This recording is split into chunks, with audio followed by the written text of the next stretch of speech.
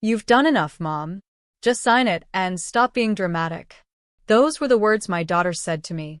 She is 18 years old. 18. And yet, in that moment, there was nothing childish about her tone. It wasn't rebellion. It wasn't emotion. It was control. We were standing in the middle of the apartment I had given her.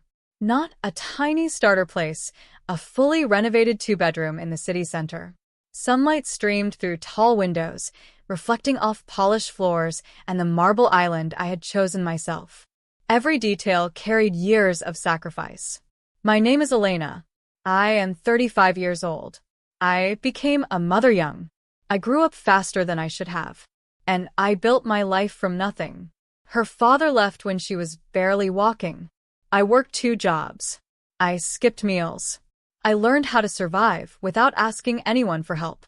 Every sleepless night had one purpose, so my daughter would never feel insecure, never feel small, never feel dependent on anyone. The apartment was her 18th birthday gift. A foundation, a head start, protection. But the boy standing beside her, Artem, watched everything too closely, too quietly.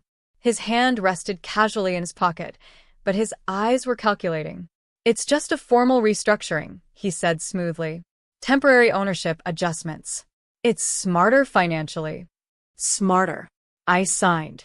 2 weeks later, I was no longer welcome in that apartment. A month later, I was living in my late mother's abandoned village house. Alone. But that wasn't the moment everything changed. That came the first night, when rain hammered against the cracked roof, and I climbed into the attic searching for blankets. And in the corner, buried in dust, I saw my mother's antique chest, waiting For me. The village house smelled like damp wood and forgotten years. I hadn't stepped inside it since my mother's funeral. Back then, I was too busy building my business, too focused on creating a future in the city to think about cracked walls and sagging ceilings.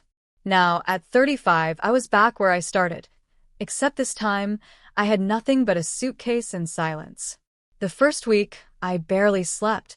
I kept replaying the moment Alina turned her face away when I handed her the keys. No hesitation. No guilt. Just impatience. 18. But old enough to choose sides. Artem had moved into the apartment almost immediately. I saw it on social media. New furniture. Champagne glasses. A caption. New beginnings. No mention of me. I tried calling Alina 3 times. Each time, it went to voicemail. The 4th time, she texted, "Mom, please don't make this harder than it needs to be." Harder? I was living in a house with no heating system and a stove that barely worked.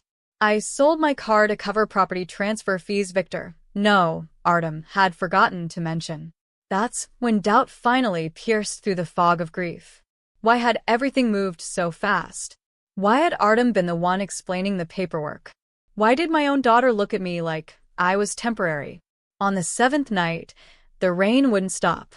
Water dripped from the attic ceiling. I grabbed a flashlight and climbed up the narrow ladder, determined to patch the leak. That's when I saw the chest again. This time, I didn't hesitate. I knelt in front of it and slowly lifted the lid. The lid creaked open like it hadn't been touched in decades. Dust rose into the beam of my flashlight, swirling like ghosts. For a second, I just stared. Inside weren't blankets or old photographs. It was documents. Neatly tied bundles of papers.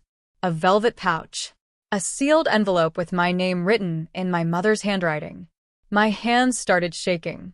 I opened the envelope first. "Elena, if you are reading this, it means you have been pushed into a corner. And when our blood is pushed into a corner, we do not beg. We observe." My heart pounded so loudly I could hear it in my ears. Beneath the letter were property deeds. Not for the village house. For land. Prime land. Several plots just outside the city limits. Areas that, according to recent news, were about to be developed into a commercial zone. My mother had never mentioned this. Ever. And at the bottom of the chest, wrapped carefully in cloth, was something else. A small metal safe. The key was taped underneath the lid. I opened it. Inside was a bank certificate. An account in my name. Not modest savings. A sum large enough to buy 10 apartments like the one I gave Alina. That's when everything shifted. This wasn't misfortune. This was betrayal. And suddenly, I wasn't the woman abandoned in a broken village house. I was the woman holding leverage. I sat there for a long time, listening to the rain. And for the first time since I signed those papers, I stopped crying. Because now I understood something clearly. They hadn't taken everything from me. They had just underestimated me. The humiliation didn't happen in private. It happened online. 3 weeks after I moved to the village, Artem posted a photo. Professionally shot, champagne raised, Alina in a white silk dress leaning against the balcony of my apartment. Caption: To independence. No more control. Thousands of likes. Comments pouring in. So proud of you for breaking free. Young queen energy. Cut toxic ties. Toxic. That word burned. Then came the live stream. Artem sat on the marble island I had paid for, casually talking about older generations manipulating their children through money. Alina sat beside him, nodding quietly. And then she said it. My mom always used gifts to control me. The apartment was never really mine. That was the moment. Not when I moved out. Not when I signed. Not when she stopped answering my calls. That sentence broke something inside me. Because it was a lie. I never attached conditions. I never asked for obedience. I gave freely. And they turned generosity into a weapon against me. The video went mildly viral in our city. My business partners saw it. A client called, politely asking if everything was stable. I realized then, this wasn't just emotional betrayal. They were rewriting the narrative, making me the villain. I closed my laptop slowly. The rain outside had stopped. And in that silence, something colder than pain settled into my chest. If they wanted a story, I would give them one. Just not the version they expected. That night, I didn't cry. I made tea. I sat at the small wooden table in the village kitchen and reread my mother's letter 3 times. When our blood is pushed into a corner, we observe. I replayed everything. The rushed paperwork, Artem answering questions meant for Alina, the temporary restructuring, the way my daughter repeated his phrases like memorized lines. 18-year-olds don't design financial strategies. Someone else had. And if Artem thought I was just an emotional mother reacting to hurt pride, he had miscalculated. First, I visited the bank listed on the certificate in the safe. The account was real, active, untouched. My mother had quietly invested for years. Second, I contacted a lawyer in the city, discreet, experienced, expensive. I didn't mention revenge. I mentioned asset tracing and contract review. 3 days later, he called. The temporary ownership adjustment included a clause. If the new owner entered into marriage or co-signed financial liabilities, the property could legally be leveraged. Artem had already registered a small business, using the apartment address, and taken out a loan under Alina's name. That's when the plan formed. I wouldn't scream. I wouldn't beg. I would wait. Because legally, the apartment wasn't protected. And neither was he. I returned to the village that evening feeling something unfamiliar. Not anger. Not grief. Clarity. They wanted independence. I would give them responsibility. And I would let the law teach the lesson I never could. I didn't confront them immediately. I let Artem continue. 2 more weeks passed. His startup grew louder online, flashy posts, motivational quotes, rented luxury cars for photo shoots. All funded by the loan secured against the apartment. Under Alina's name. My lawyer moved quietly. First, we confirmed the loan structure.